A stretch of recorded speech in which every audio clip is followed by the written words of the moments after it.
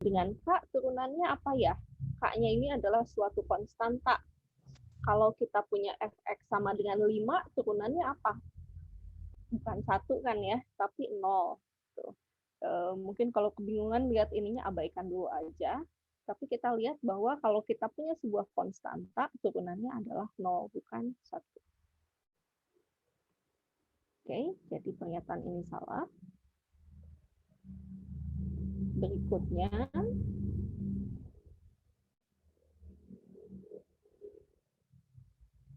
oke, turunan dari sin X harusnya adalah cos X, ya, bukan min cos X. Kalau turunan dari cos adalah minus sin. Jadi, ini pernyataan yang salah. Oke, berikutnya.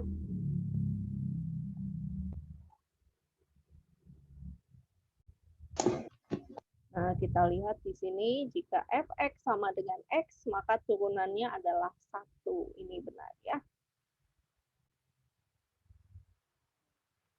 Kita lihat. Selanjutnya, berapa soal lagi nih ya?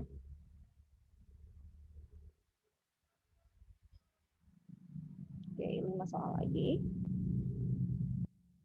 Turunan kedua. Turunan kedua itu apa sih? Turunan kedua itu kalau kita lihat di sini, ini kan turunan pertama yang diturunkan lagi. Ya, betul pengertiannya seperti itu? Betul ya. Jadi kita checklist benar.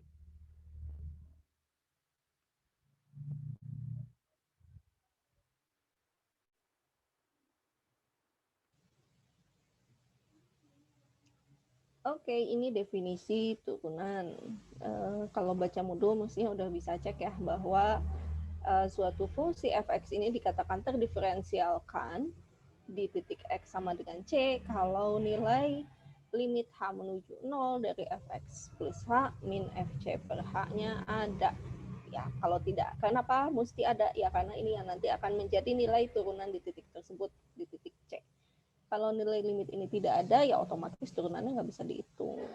Jadi ini adalah benar. Oke, selanjutnya.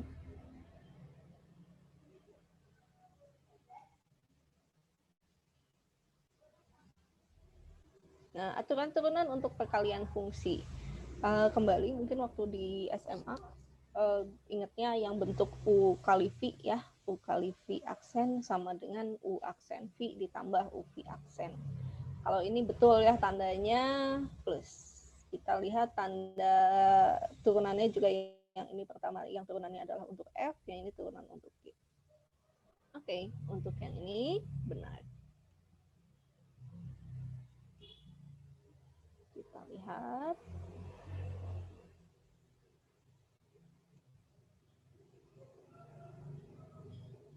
Oke, aturan pangkat pada turunan. Apa itu aturan pangkat pada turunan? Jika kita menghitung turunan dari sebuah fungsi, misalnya x kuadrat, apa sih turunannya? Pangkatnya turun sebagai pengali ke depan, kemudian pangkat dari variabelnya kita kurangi 1. Gitu ya. Jadi kalau turunan dari x kuadrat adalah 2 dikalikan x pangkat 2 min 1. Jadi 2x. Nah, itu yang namanya aturan pangkat pada turunan. Jadi kalau kita punya di sini gimana? Kalau kita punya X-nya adalah min Pi per 2, ini turun ke depan sebagai pengali, minus Pi per 2, terus harusnya pangkatnya dikurangi 1. Nah, kalau yang ini gimana? Ini mau malah ditambah 1 ya. Berarti pernyataan ini adalah salah. Oke, soal terakhir ya sekarang.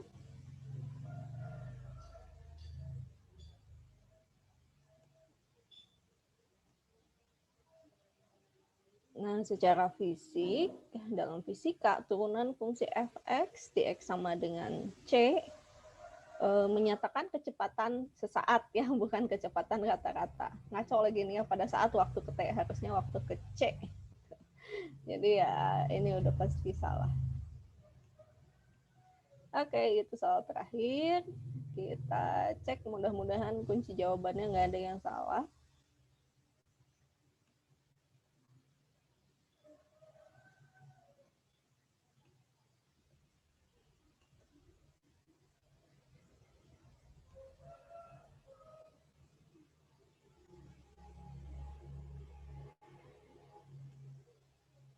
Oke, aman ya. Ini sudah kunci jawabannya udah sesuai antara penjelasan saya dengan yang ada di sini. Baik, ada pertanyaan dulu terkait tes awal.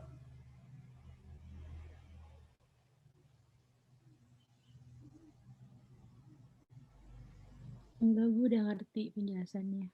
Oke, mari kita bahas dulu mungkin ya. Sekarang kita masuk ke materinya.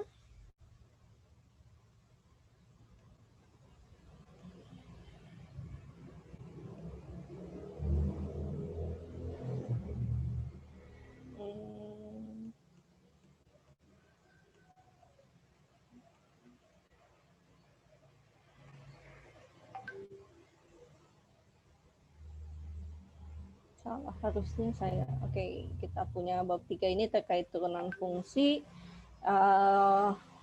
Ya, baik, kita akan melihat seperti apa arti geometri dari turunan, kemudian arti fisik dari turunan, dan seperti apa sih sifat-sifat turunan untuk mencari turunan suatu fungsi. Oke, saya akan coret-coret di whiteboard aja ya.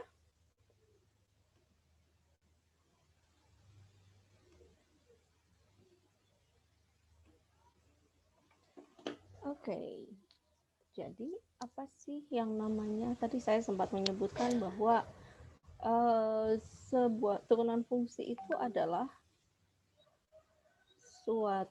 secara geometri merupakan apa tadi, garis singgung ya, kemiringan garis singgung suatu fungsi. Dengan kata lain, dia adalah yang namanya limit dari garis sekan. Apa sih garis sekan? Pernah dengar nggak? Mungkin belum pernah ya. Pernah dengar garis tangan pun kayaknya istilahnya jarang dipakai kalau di sini. Jadi kalau kita punya sebuah fungsi gitu ya,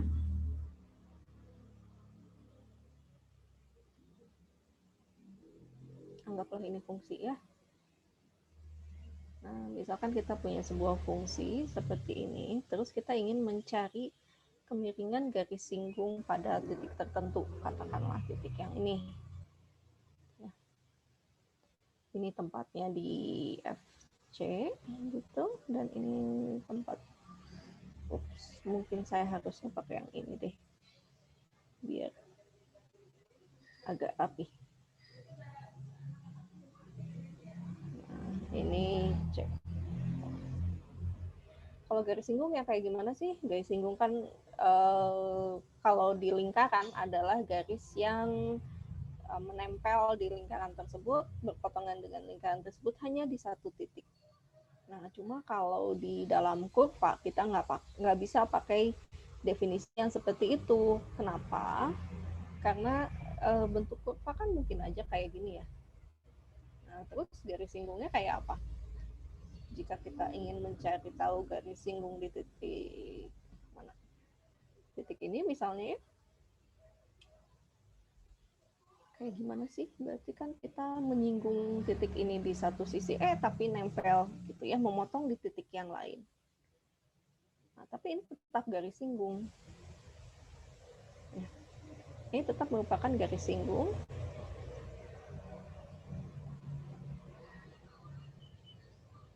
Ini di titik C gitu ya. Nah, tapi jadi definisi yang kita pakai untuk garis singgung di dalam sebuah lingkaran, garis singgung pada lingkaran, itu jadi tidak valid untuk definisi garis singgung pada kurva. Terus yang namanya garis singgung pada kurva itu apa? Nah, ini kita istilahkan sebagai limit dari garis sekan. Apa sih garis sekan? Garis sekan itu adalah kalau kita ambil dua buah titik, ini dan ini, lalu kita ambil sebuah garis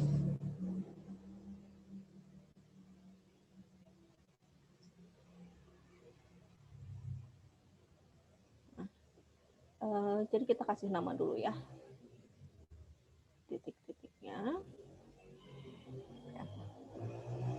misalnya kita ingin mencari garis singgung di titik C ini, X sama dengan C, dan koordinat ini kita sebut saja dengan P, yaitu C, FC. Nah, garis sekan ini adalah sebuah titik lain, misalnya ini namanya X1 gitu ya. Saya harusnya pakai ini biar lebih rapi.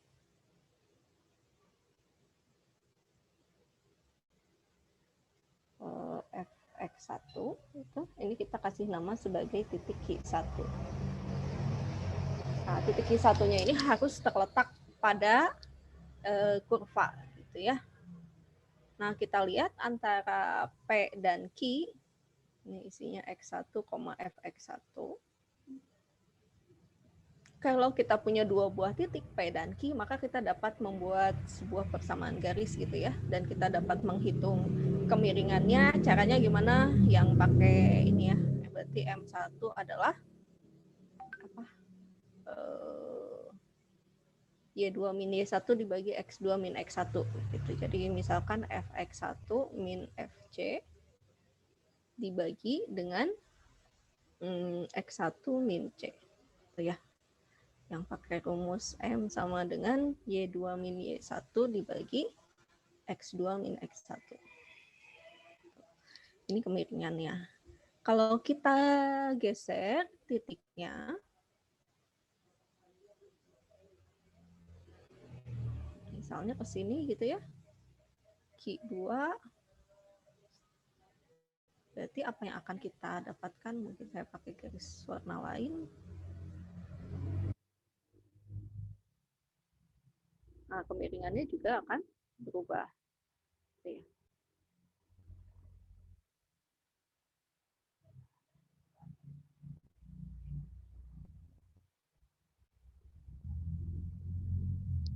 Nempel enggak? Anggap aja nempel ya.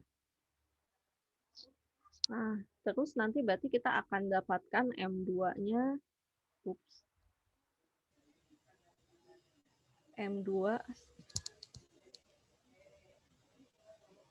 M2 sama dengan Fx2 min Fc dibagi X2 min C. Di manakah tempatnya? Tadi pakai apa? Merah ya. Ya udah, samain.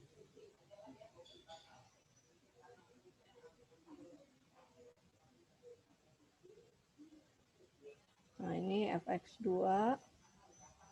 ini X2. Kita buat bergerak biar titik-titik Q-nya ini semakin mendekati ke P.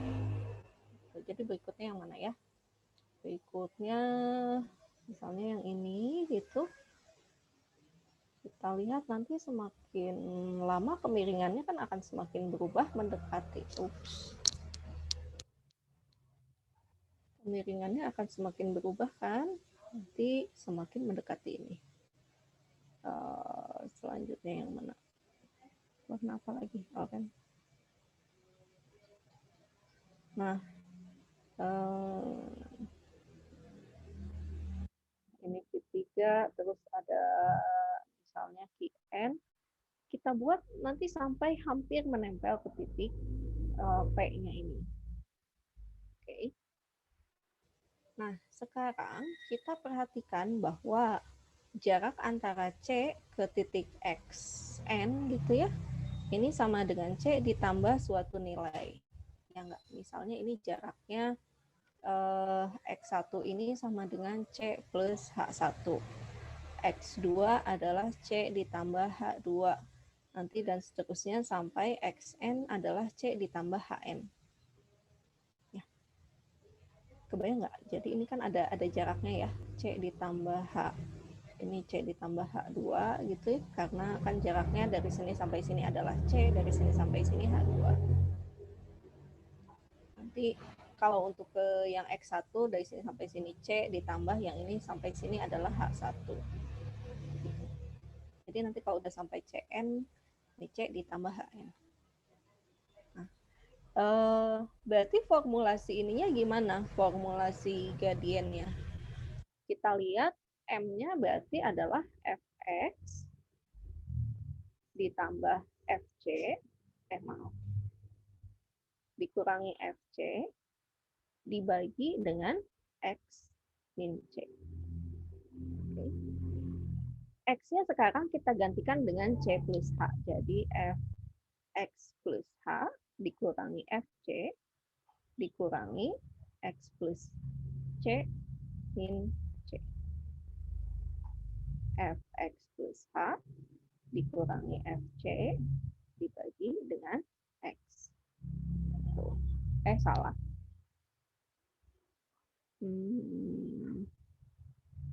Salah ya, tadi kan X-nya itu C plus H.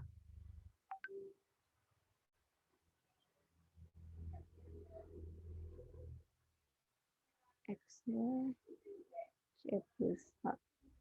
C plus H kurangi H, ini jadinya H. Maaf. Oke. Terus gimana? Kita kan pengen biar si X-nya ini sangat-sangat dekat ke P. Artinya apa? Berarti kan X-nya ini semakin mendekati ke C. Apa yang terjadi kalau X-nya semakin mendekati C? Oh, ini juga salah ya. Bentar. Ini harusnya C.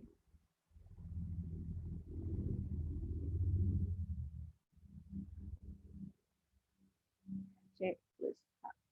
Apa yang terjadi kalau X-nya semakin mendekati C? Berarti kan H-nya semakin kecil, mendekati 0.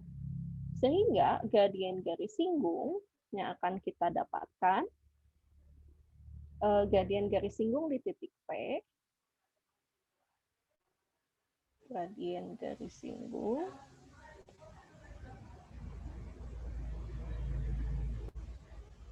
di titik C ini berarti kita buat agar H-nya menuju ke 0 dari F C plus H min FC dibagi dengan H. Gitu. Nah, ini adalah formulasi dari turunan di titik C. Ya, seperti ini munculnya. Kalau yang dari fisika gimana? Yang terkait fisika, misalnya yang terkait fisika, misalnya kita punya sebuah tabel nih.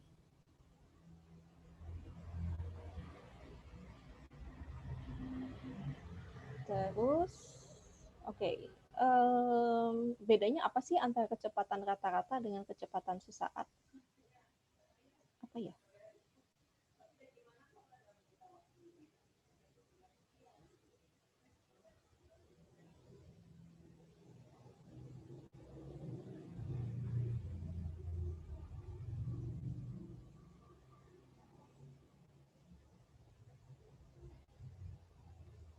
Oke, bedanya apa? Jadi kecepatan rata-rata ini adalah nilai kecepatan yang kita dapatkan dengan membagi jarak tempuh dengan waktu tempuh. Ya nggak? Jadi kalau jarak tempuhnya adalah S, waktu tempuhnya adalah T, maka ini menjadi kecepatan rata-rata. Contohnya gimana? Misalnya siapa nih? Diva gitu ya. Diva mau berangkat dari rumah ke Unisba. Berangkatnya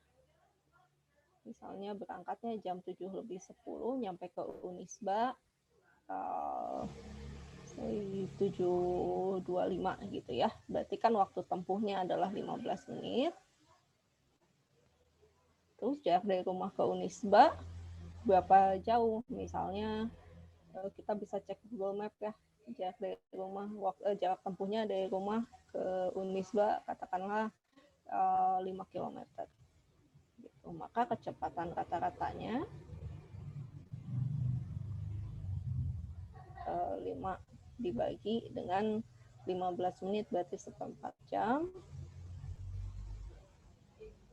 Ya, berarti berapa nih? 20 km per jam. Gitu ya. Oke, mungkin ini sambil maraton ya dari rumah ke kampus. Kecepatannya 20 km per jam. Atau naik motor, tapi naik motornya pelan-pelan banget. Gitu.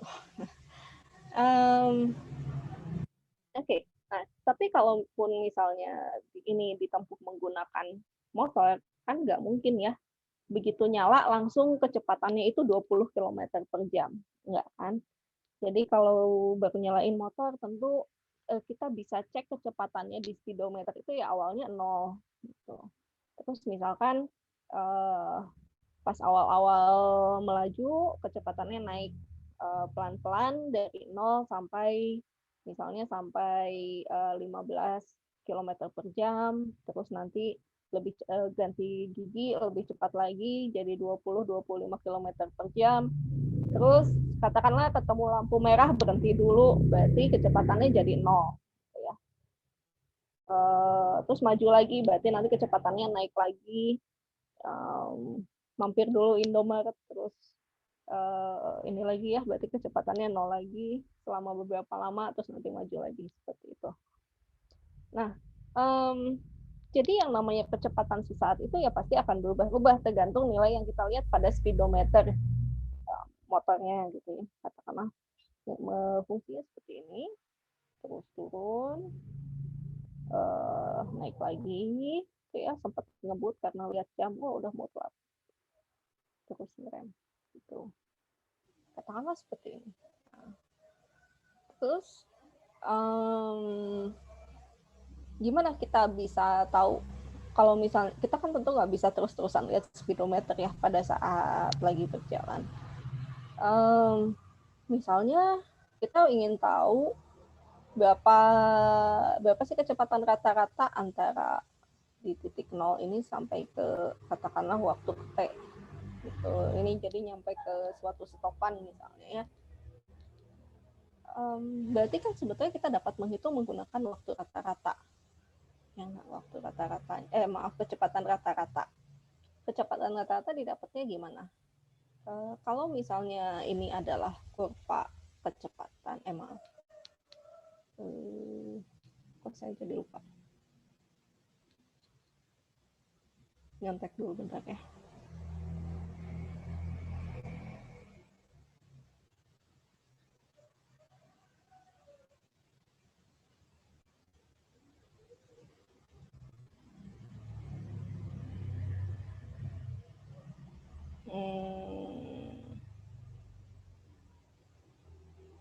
Oke. Terus jarak tempuhnya gimana? Ya tentu jarak tempuhnya juga nggak bakalan lurus terus kan ya, tergantung waktu.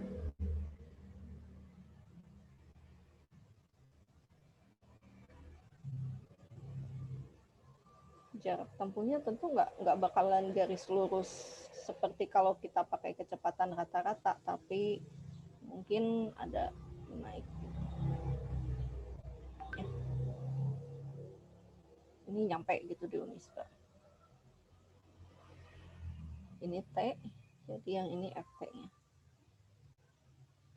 Nah, terus jika kita ingin tahu, oh maaf harusnya nempel dari sini ya, karena jaraknya mulai dari 0.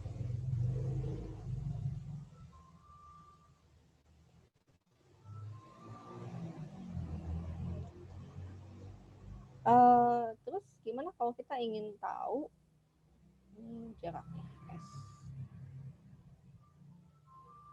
Kita ingin tahu berapa sih kecepatan sesaat di titik ini. Berarti ya kita dapat menghitungnya dengan cara menggunakan ini ya rata-rata gitu, kecepatan rata-rata. Misalnya dari di antara stopan mana sama stopan mana, ini sebetulnya kecepatan rata-ratanya berapa sih bisa ditempuh nanti dalam berapa lamanya kan ketahuan ya.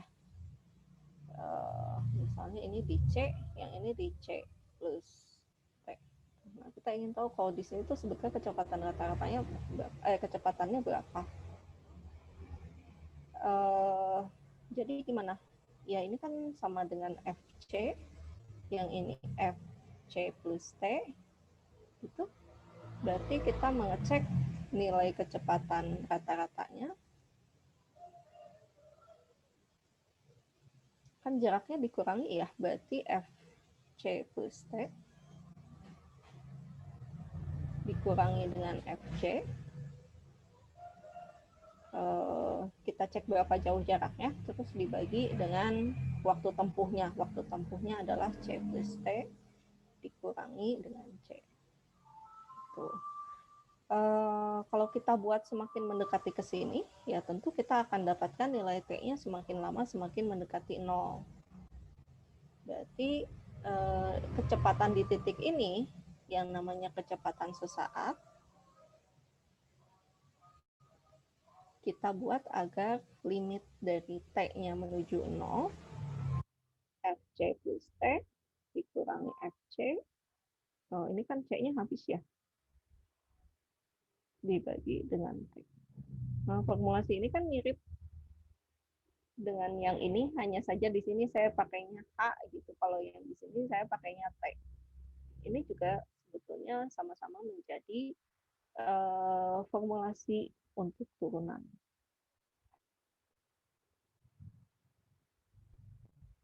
Gitu. Nah, terus kenapa sih saya nulis turunannya pakai bentuk F aksen? Untuk notasi turunan sendiri ada beberapa cara untuk menuliskannya. Ada yang namanya notasi Leibniz.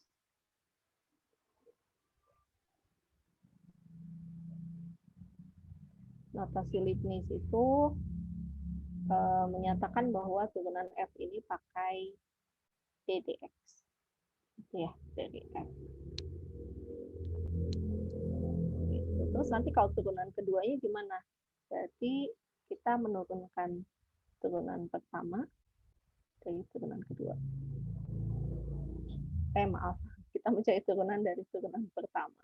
Ini biasanya disingkat, jadi kalau kita lihat kan ini D kali D jadi D kuadrat gitu ya, terus DX kali DX jadi DX kuadrat.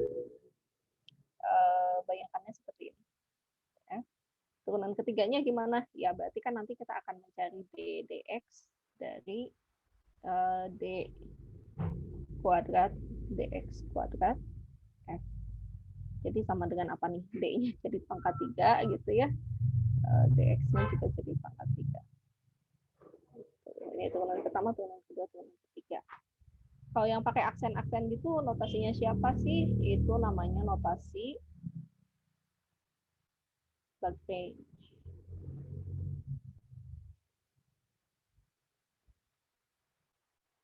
Tuh, notasi Lagrange itu gimana? Pakainya ini yang F aksen X. Turunan keduanya F double aksen X, F triple aksen X. Yang keempat gimana? Yang keempat bukan ditempelin jadi 4 biji ya gitu ya. Nah, turunan ke 10 jadi ada 10. Jadi ada yang untuk turunan lebih tinggi, ada yang menuliskan seperti ini. Misalnya ke 10 pakai huruf Romawi. Atau pakai angka. Ini namanya notasi Lagrange. Bedanya apa? Kalau yang ini kita jadi lebih bisa melihat secara eksplisit ini turunannya terhadap variabel apa ya, terhadap variabel X. Kalau yang ini kan cuma aksen-aksen doang, kita nggak mungkin tidak terlalu jelas gitu terhadap variabel apa. Meskipun ada juga yang nambahin misalnya turunan fx terhadap x, ada yang seperti ini. Oke, ini jenis-jenis notasinya. Satu lagi, ada lagi yang tapi kita jarang pakai, namanya ada notasi Newton. Ya, notasi Newton. Notasi Newton ini nulisnya pakai D. Jadi DF, D kuadrat F, D pangkat 3F. Gitu. Kadang kalau perlu kasih tahu ini turunan terhadap apa, dikasih notasinya DX gitu ya. Nah, mau pakai yang mana? Umumnya sih kalau kita pakainya kalau nggak notasi Leibniz, notasi Lagrange ya. Saya nggak tahu Bu Ono lebih suka pakai yang mana. Nanti kalau di turunan parsial juga pasca PB ya, untuk turunan parsial notasi Leibniz itu pakai do F do X misalnya. Notasi Lagrange-nya jadi Fx. notasi Newtonnya menjadi dx f. Tuh. Ini nanti ketemunya di kalkulus berubah banyak. Nah, di Maple sendiri gimana? Kalau di Maple kita dapat menuliskannya dengan ketiga macam ini gitu. Jadi bisa pakai notasi Leibniz. Biasanya sih pakainya notasi Leibniz, tapi ada juga yang bisa pakai notasi Newton. Yang Lagrange saya belum pernah coba, seingat saya sih nggak bisa pakai apa. Nanti kita coba aja ya. Tapi yang saya ingat yang bisa dilakukan itu pakai notasi Leibniz atau notasi Newton. Mungkin sebelum kita lihat sifat-sifatnya, kita coba dulu ya Maple-nya seperti apa.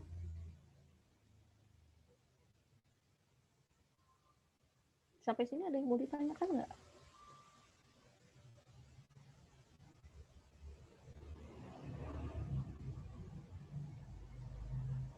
Sambil menunggu ininya loading, apa namanya?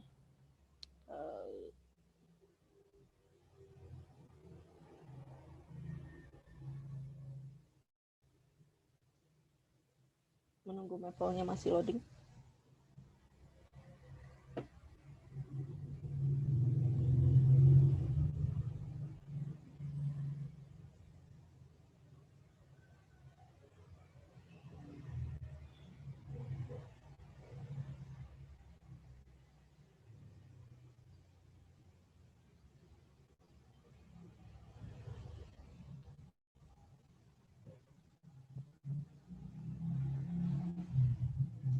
Hilang. Oke, saya ganti screen sharing-nya dulu.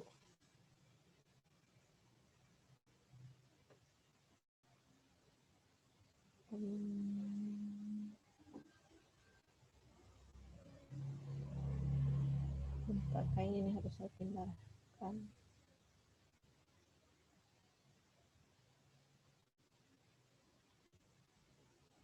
Oh, ngebukanya dua window. Oke, apakah sudah berubah ke Maple? Hah? Hilang.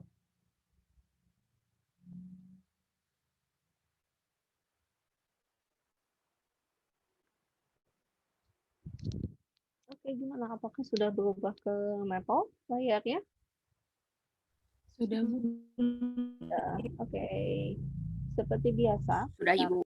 klik new worksheet untuk mulai. Nah, mungkin sebelum kita berbicara tentang turunannya, kita lihat penggambaran antara garis sekant dan garis tangan. Di sini kita dapat cek tutor, terus kalkulus single variable, terus kita kliknya boleh pilih antara yang seconds atau yang tangents, ya. Sama aja sih, nanti keluarnya itu juga.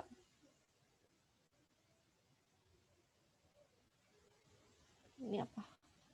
Ini saya pakai yang tangent tutor. Kemana? Tidak muncul. Oh ya, oke.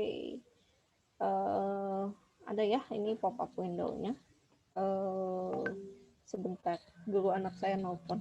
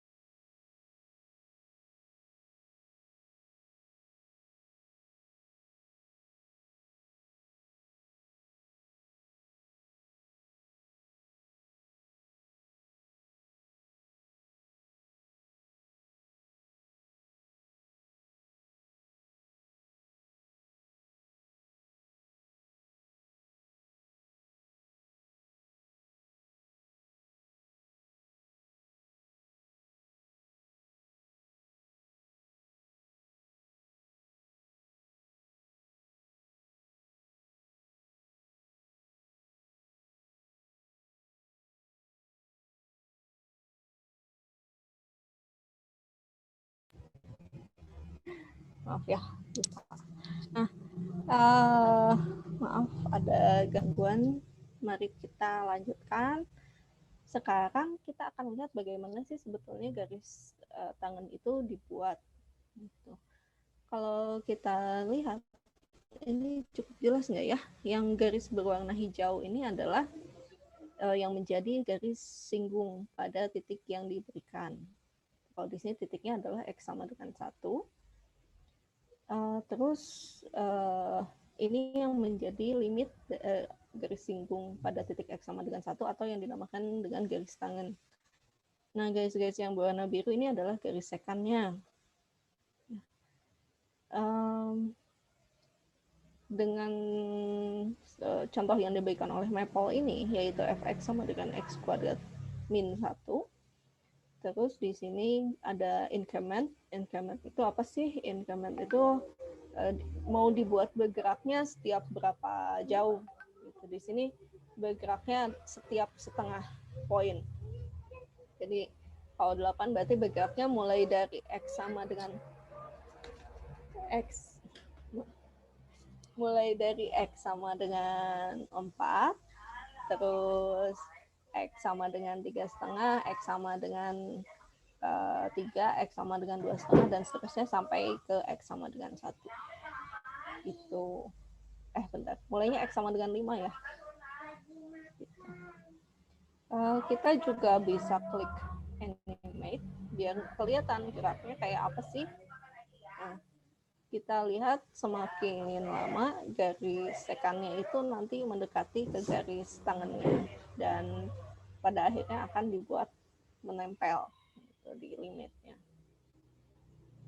Kita coba untuk fungsi lain.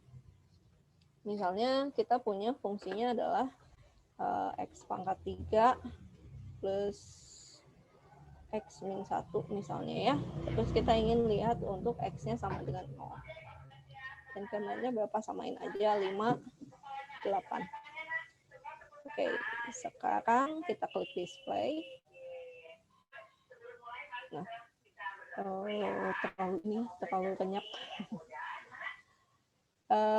Kalau kita lihat di sini ada nilai titik-titik yang dihitung, kemiringan garisnya, dan ini slope itu kemiringan garis, itu jadi gradiennya. Ada namanya point of contact. Point of contact ini apa? Jadi pada saat titik x, fx. Kalau yang tadi saya gambarkan di whiteboard, berarti ini adalah titik P-nya. Titik P-nya adalah 0,-1. Terus kemiringan garis singgungnya berapa? Ini adalah 1. Maaf. Kemiringan garis singgungnya adalah 1. Persamaannya apa? Persamaannya seperti ini. X min 1. Ini kemiringan garis singgung untuk nilai-nilai X yang berbeda. Dibuat semakin mendekati titik X. Hanya saja di sini memang yang diperlihatkan itu adalah titik limit dari sebelah kanan gitu ya. Yang limit dari sebelah kirinya nggak diperlihatkan. Ini memang kelemahan dari Maple-nya. Nah, kalau kita pakai yang default seperti ini kan nggak kelihatan juga ya perubahan kemiringannya kayak apa. Kenapa? Karena skala untuk nilai Y-nya ini jauh banget dari min 1000 sampai 1000. Jadi kita klik plot option biar kita buat jadi lebih jelas. Jangan lupa centang dulu enable user defined ranges-nya supaya kita bisa ganti-ganti sumbu X dan sumbu Y-nya mau dari berapa sampai berapa. Gitu. Kalau kita lihat ini kan sebetulnya nilainya mulai dari 4 gitu ya, 4 sampai 0. Mungkin kita bisa ubah, ini jangan dari min 5 deh, mulai dari min 1 aja. Ini sampai 4. Terus Y-nya gimana? Y-nya juga kita gantikan misalnya mulai dari berapa nih? Jangan min 5 gitu. Sebenarnya min 5 sampai 5 nggak masalah ya kayaknya ya. Warnanya juga kalau misalnya kurang jelas, tadi kan fungsinya ini warna merah, garis sekannya biru, garis tangannya hijau. Ya udah kita ganti garis tangannya jangan hijau biar lebih jelas. Mau warna apa ya? Misalnya warna pink. Dan kita klik OK. Nah, lebih jelas mungkin ya seperti ini. Supaya kelihatan bergeraknya, kita bisa klik animate. Nah, tadinya curam sekali gitu, semakin lama semakin mendekat ke garis yang warna pink ini, yang kemiringannya adalah 1.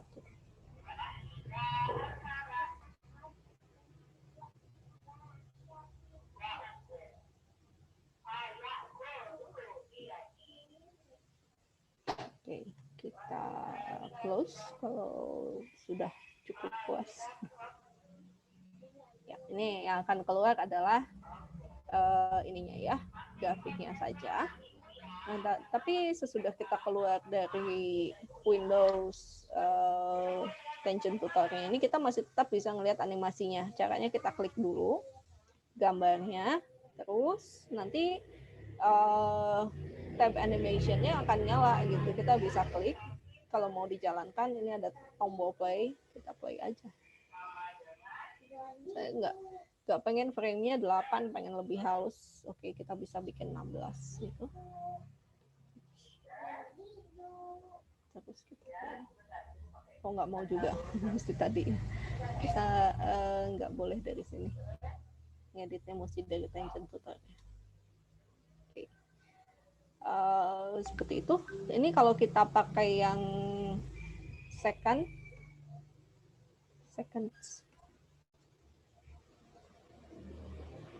isinya sama aja ya, cuma sekarang nama ininya adalah Tangent Seconds gitu, tapi bentuknya sih sama aja. Kita close. Kembali, kalau kita pengen lihat animasinya, kita klik dulu gambarnya ya, baru aku nggak mau. Karena tadi kita nggak klik animate. Kalau kita nggak klik animate, animasinya jadi nggak muncul. Oke. Terus saya mau ganti screen sharing juga. Kita kembali dulu ke whiteboard ya. Bisa ya untuk Tangent Tutor atau Seconds Tutor-nya di Maple dipakai. Seperti itu. Sekarang saya mau screen sharing lagi.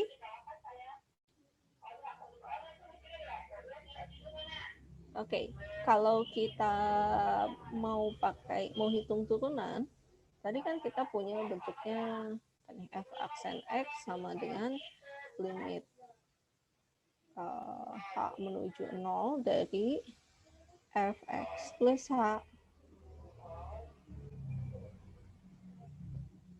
min fx dibagi dengan h. Oh ya, ini juga ada yang menuliskan sedikit berbeda bentuknya. Ada yang menuliskan seperti ini, f aksen x sama f aksen c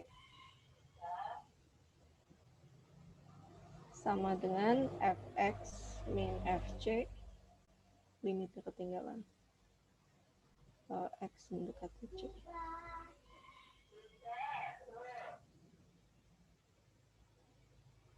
Nah, ada juga yang menuliskan definisi limit itu seperti ini. Pada dasarnya sama aja sih, hanya saja kalau kita lihat di sini, kita buat x-nya itu sama dengan c plus h gitu. Nanti kalau kita substitusikan maka dapat bentuknya kayak gini juga. Tadi pakai apa? Ini bukan pakai x ya, tapi pakai c. Maaf, salah lagi.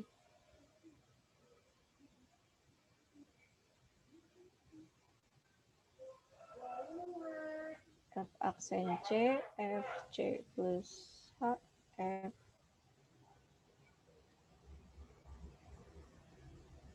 C. Nah gitu biar sama. Ini sama saja, cuma diganti X-nya jadi C plus H. Nanti bentuknya sama.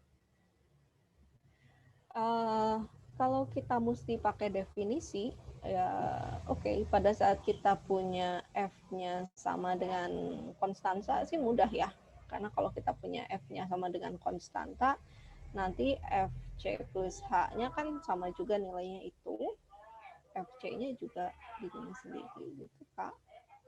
Sehingga F aksen C nanti ini sama dengan limit H menuju 0 dari K dikurangi K dibagi H. Jadi limit H menuju 0 dari 0 dibagi H. Ini pasti hasilnya 0. Gitu. Terus kalau F X-nya ketinggalan. Fx-nya sama dengan X, ini juga cukup mudah kita hitung. F C plus H-nya akan menjadi C plus H. Gitu. Terus Fc-nya ini sama dengan C. Nah, ini kita ganti aja X-nya dengan yang ada di dalam sini ya. Terus kalau seperti ini gimana? F aksen C-nya tentu akan menjadi limit H menuju 0 dari C plus H dikurangi C dibagi dengan H. Hasilnya apa? Hasilnya limit H menuju 0 dari H dibagi H. Ini hasilnya 1. Gitu. Tapi kalau kita harus menghitung turunan menggunakan definisi setiap kali kita mau cari, tentu repot kan ya. Jadi ada beberapa sifat-sifat turunan yang bisa kita manfaatkan. Oke, jadi ada apa aja sifat-sifat turunan?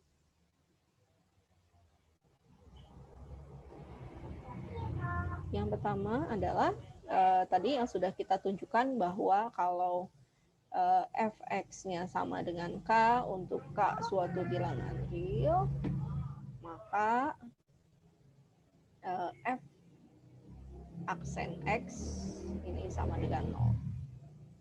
Ya, turunan dari konstanta ini pasti menjadi 0. Yang kedua adalah kalau kita punya Fx-nya sama dengan X, maka F aksen X-nya sama dengan 1. Gitu.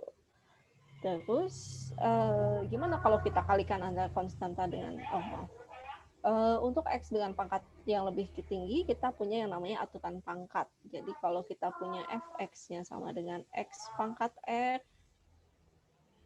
F aksen X-nya adalah R dikalikan X pangkat R-1. Oke. Namanya aturan pangkat. Tapi untuk turunan ya. Karena nanti di kalkulus integral ada lagi yang namanya aturan pangkat tapi untuk integral. Bentuknya mirip-mirip. Bedanya adalah kalau di turunan kan pangkatnya kita kurangin 1, di integral pangkatnya kita tambah 1. Nah, selanjutnya gimana kalau kita punya perkalian skalar? Nah, jika kita punya Fx sama dengan K dikalikan dengan suatu fungsi yang lain, say Gx gitu ya, maka nanti kita akan punya F aksen X-nya ini sama dengan K dikalikan G aksen X. Gitu. Mungkin saya tulisnya supaya yang lebih sederhana, biar nggak ada dua fungsi kayak gitu. Saya tulisnya kayak gini ya. K dikalikan Fx diturunkan, ini adalah K dikalikan F aksen X. Contohnya gimana? Jadi kalau kita, kalau yang untuk nomor 3, saya pakai warna lain deh.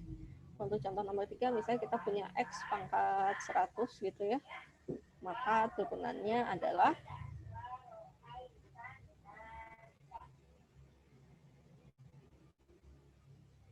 ini sama dengan 100x pangkat 99 gitu ya. Udah pada tahu lah ya, ini mah udah pada lancar biasanya. Kalau yang ini gimana? Jadi katakanlah kita punya ddx dari 30x pangkat 100, maka ini hasilnya adalah 30 dikalikan 100x pangkat 99. 3000x pangkat 99. Selanjutnya apa? Selanjutnya kalau ada sifat penjumlahan, kita punya F plus G aksen X ini bisa kita turunkan sendiri-sendiri. Jadi ini F aksen X ditambah dengan G aksen X. Contohnya gimana jika kita ingin menurunkan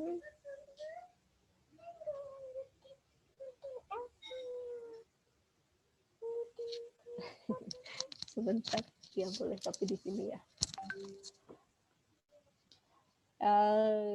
Misalnya 100 X pangkat 100 min X pangkat 10. Ini sama aja dengan kita menghitung DDX dari X pangkat 100 ditambah dengan DDX min X pangkat 10.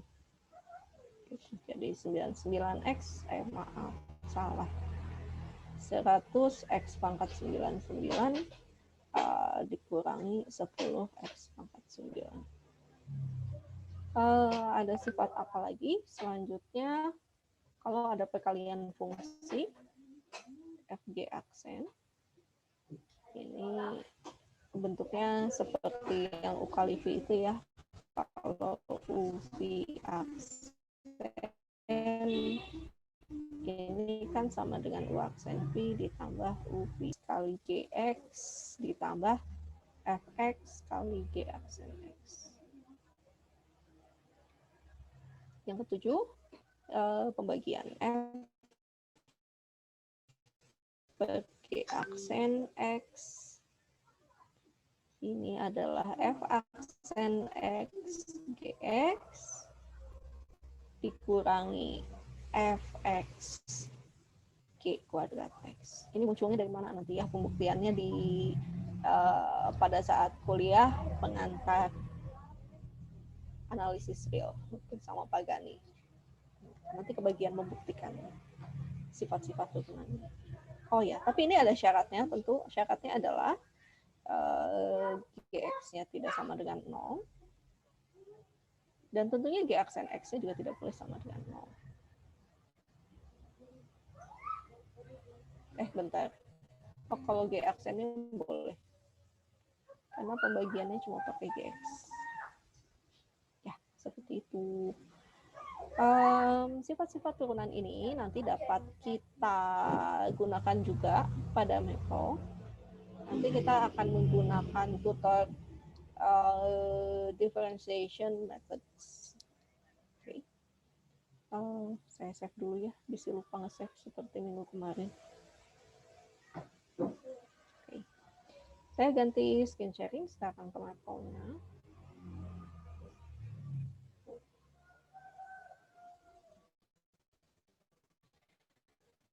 Untuk menghitung turunan, kita lihat ini ada di tab calculus kalau pakai Maple versi 18, kalau yang versi 13 ada di bentuk yang notasi. Saya zoom dulu. Ini ada yang bentuknya untuk notasi apa tadi namanya? Lagrange. Maaf ya, ini notasi Leibniz yang DDX, D2, DX2F dan DN, DXNF. Jadi bisa ditulis pakai notasi Leibniz, ternyata bisa juga pakai notasi Lagrange yang F aksen, F double aksen, F triple aksen. Ini sebetulnya bisa kita gunakan juga notasi Newton, tergantung maunya pakai yang mana. Masalahnya adalah kita lihat penulisannya berbeda ya antara yang notasi Leibniz dengan notasi Lagrange. Lihat pada bentuk F-nya. Kalau di sini F-nya berarti dalam bentuk symbolic expression. Tapi kalau mau pakai yang Lagrange, F-nya mesti dalam bentuk fungsi. Kita coba aja. Misalnya kita punya F-nya 2x plus x kuadrat gitu. Nah, kita coba pakai notasi Leibniz, DDX, F. Kok nggak mau?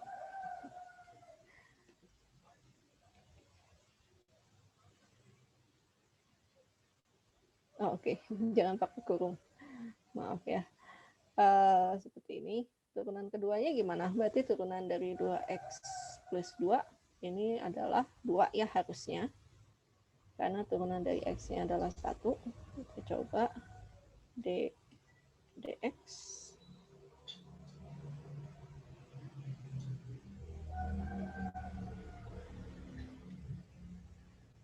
Oh enggak mau, enggak boleh. Berarti kita pakainya harus yang langsung ini.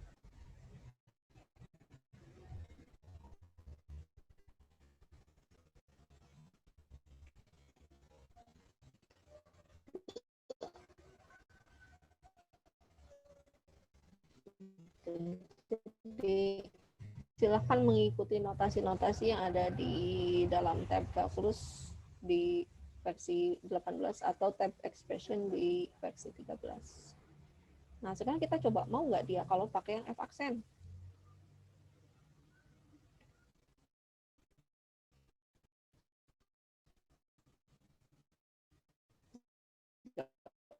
Boleh. Kenapa? Ini jadi dianggapnya kalau mau gimana ya, berarti kita misalkan 2 sama dengan X. Oke. Nah, kalau kayak gini baru dia mau. Gitu. Jadi kalau mau pakai yang notasi Lagrange, yang pakai bentuk aksen-aksen ini, nanti bentuknya akan berupa fungsi. Dan ini kita tetap dapat menghitung nilai turunannya di titik tertentu. Misalnya kita ingin menghitung G aksen X untuk X-nya sama dengan 3. Jadi kita dapat menghitung G aksen X, G aksen 3. Cara lain kita dapat menggunakan div.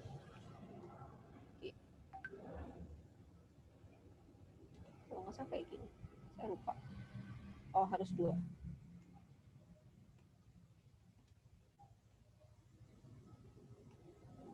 Salah, X.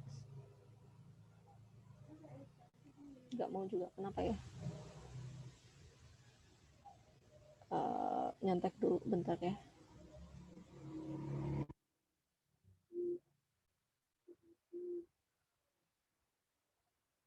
Oh maaf, div itu buat yang ekspresi simbolik. Jadi saya bisanya pakai F, X. Kalau mau pakai yang fungsi, oke ya. Jadi kalau kita menghitung ekspresi simbolik, turunannya bisa pakai div. Kalau mau menghitung yang fungsi, gimana yang fungsi kita pakai D. D kurung siku F. Kenapa kayak gini? Oh iya, bukan F ya. Tadi yang bentuknya fungsi adalah yang G.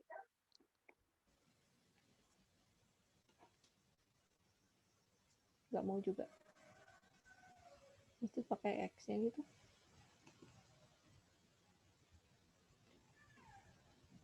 Nggak mau juga. Kenapa ya?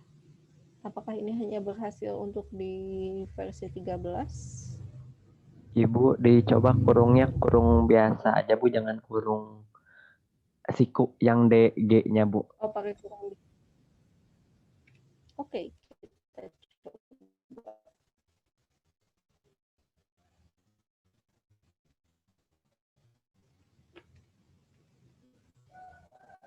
Enggak juga, enggak mau dia. D aja Bu, jangan pakai X. Seperti yang ada.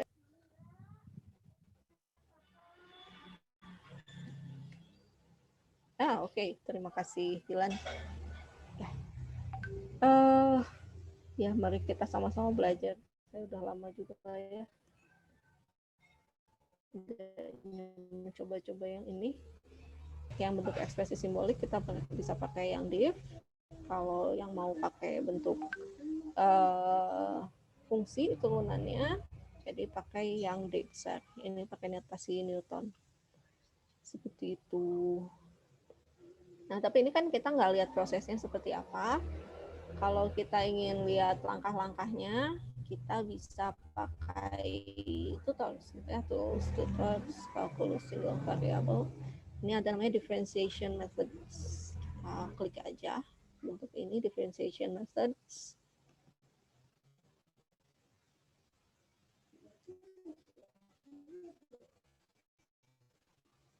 Oke, kita masukkan fungsinya ya. Misalnya tadi apa? X pangkat 3.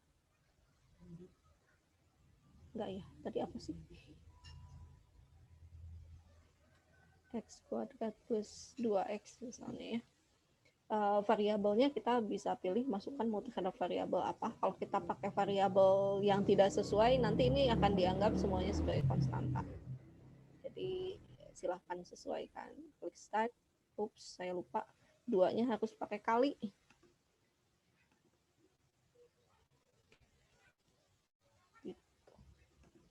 Klik start. Oke, sekarang dia mau. Kita lihat ini ada bentuk penjumlahan ya. Jadi mirip dengan saat kita menghitung limit, ada tombol-tombol yang bisa kita pakai di limit method tutor itu kurang lebih sama, ada constant.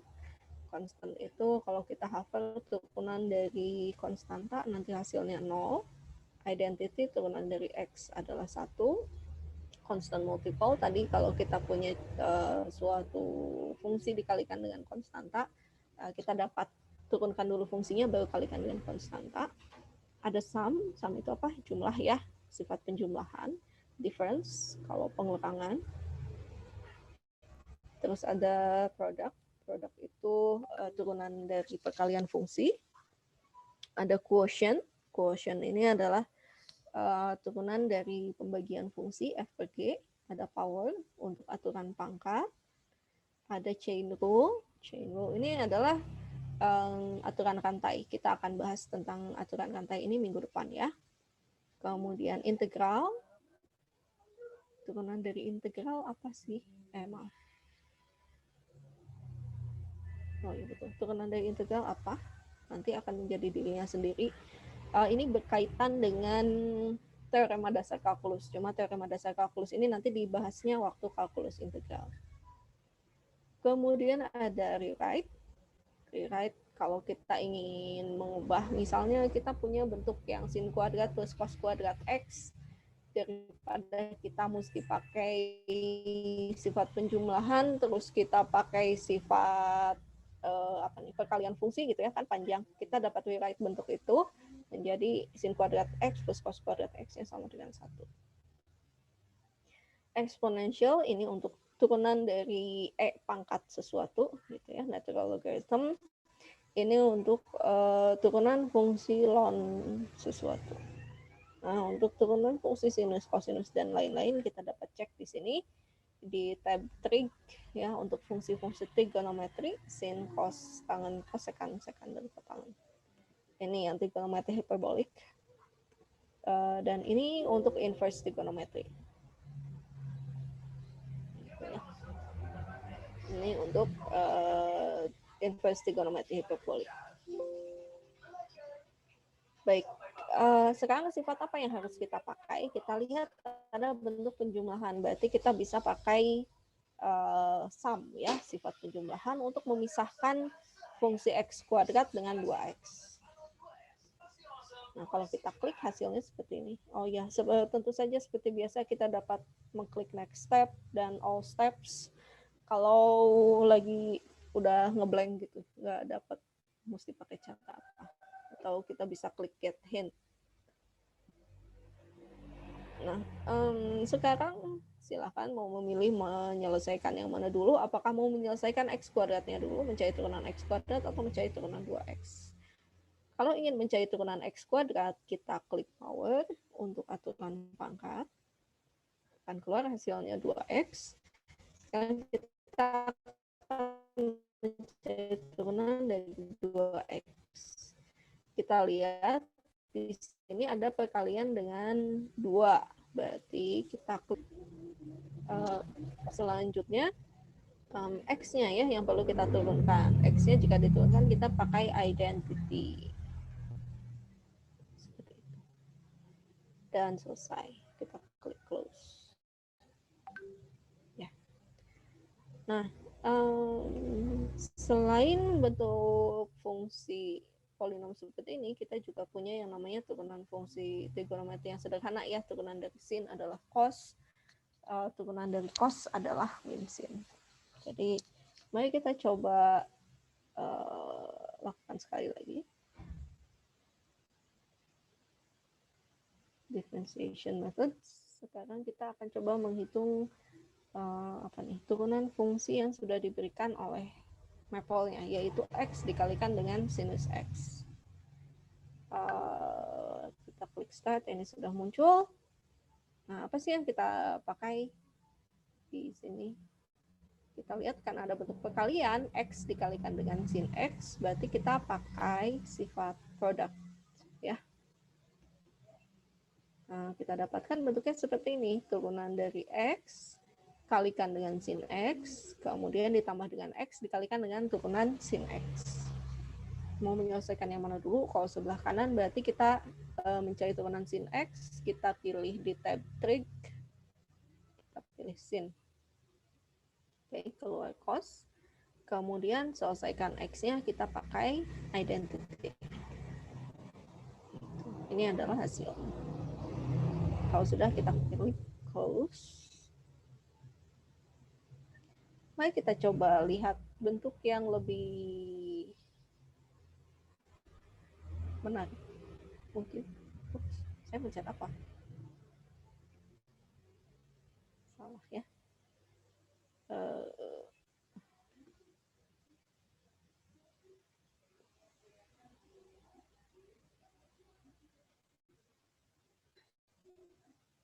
Oke.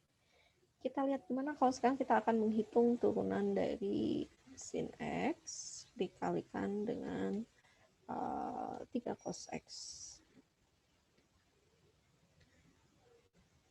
Nah, untuk tolong diingat, jika kita ingin memasukkan fungsi sin, cos, dan lain-lain, fungsi-fungsi trigonometri, selalu pakai tanda kurung untuk menunjukkan bagian variabelnya. Kita klik start. Apa yang harus kita lakukan pertama ya? Tentu tiganya ini dapat kita keluarkan dulu. Kita pakai constant multiple. Lalu kita pakai sifat perkalian, sin X dan cos X. Kita pakai produk. Terus kita selesaikan sin X-nya, turunan sin X, pakai trig sin. Lalu kita selesaikan cos X-nya, kita pakai trig cos. Sudah, simple ya. Mungkin udah pada lancar kan ya bagian untuk turunan fungsi polinom ini sudah banyak dikerjakan mungkin dari waktu SMA juga. Sampai sini ada pertanyaan?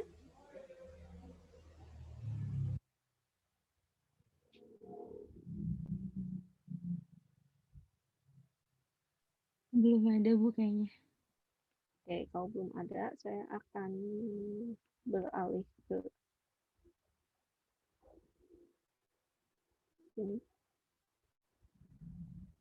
Oke, untuk latihan berikutnya, latihan minggu ini,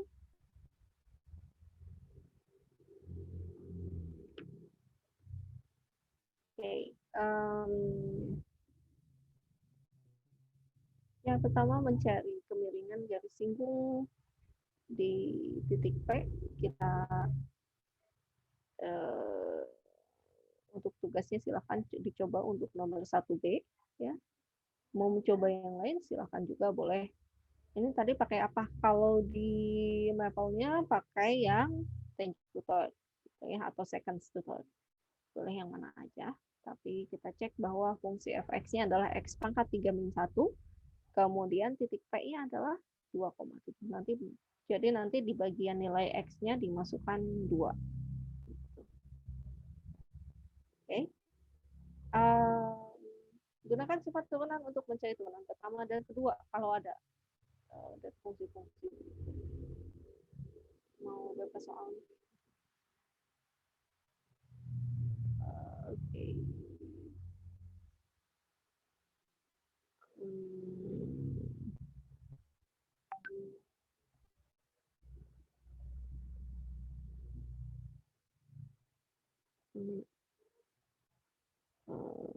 Ini gitu ya. Oke. Jadi nomor 2 A, B, C, dan E.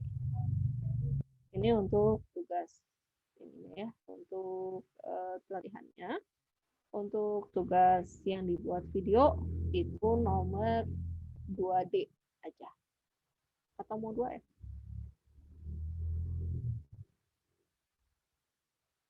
Mana yang lebih menarik?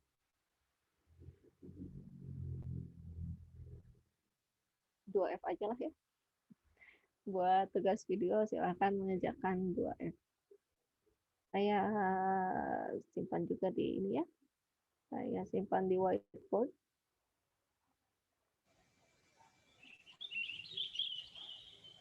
Untuk latihan.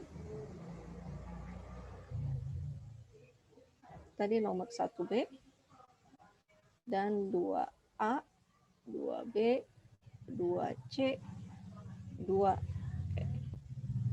untuk video. Ini 2F. Sampai sini ada yang mau ditanyakan?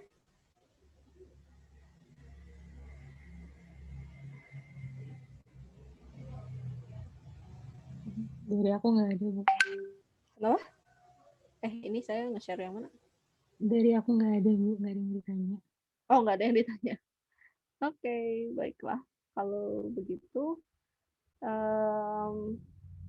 ya udah, kalau tidak ada yang ditanyakan, mungkin untuk selanjutnya saya serahkan pada para aslep untuk penjelasan kelompok kecilnya ya di apa namanya di break room-nya. Baik, kalau gitu kita ketemu lagi dengan saya minggu depan ya, insya Allah minggu depan kita akan membahas lagi tentang turunan, tapi kita akan melihat sifat aturan bentuk aturan kantai pada turunan. Ini nanti berkaitan dengan fungsi komposisi. Seperti biasa, pengumpulan latihan ini dilakukan melalui Microsoft Teams. Pengumpulan link video nanti ada pada e-kuliah dan juga Google Form. Baik, sekian dari saya. Saya stop dulu screen sharing ya. Baik, sekian dari saya. Terima kasih atas perhatiannya. Wassalamualaikum warahmatullahi wabarakatuh. Waalaikumsalam.